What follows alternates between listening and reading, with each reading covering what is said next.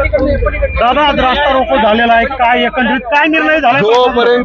जोपर्यंत जिल्हाधिकाऱ्यांकडनं आमच्या इथल्या सहकाऱ्यांचं समाधान होत नाही तोपर्यंत हे घडीचं काम थांबवण्याच्या संदर्भातली चर्चा झाली.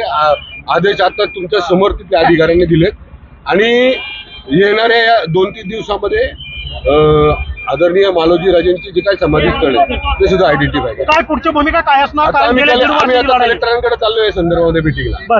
त्याच्यानंतर जर आमचं समाधानकारक नाही तर आम्ही परत हे करणार, पुन्हा एकदा आंदोलन होणार.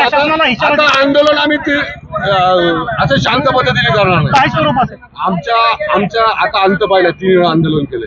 आता जर आम्हाला आमच्या स्वतःच्या अस्तित्वासाठी जर असं 3-3 वेळा बसायला लागत तर आम्ही शांत बसणार नाही. आता आम्ही उत्तर घेणार. दादाला जबाबदार कोण आहेत खरं बघितलं? याला जबाबदार आता आम्ही प्रशासनाची बोलू व ह्याच्यामध्ये 1.5 वर्ष जर मालोजी राजेंची समाधी आम्हाला जर मिळत नसेल तर आम्हाला स्थानिक लोकप्रतिनिधीचं इथल्या मंत्री महोदयाचं काम होतं. मी आता पालकमंत्री आणि इथल्या मंत्री महोदयांशी बोलणार आणि जिल्हाधिकारी अजित पवारांशी तुम्ही भेट घेणार आहात?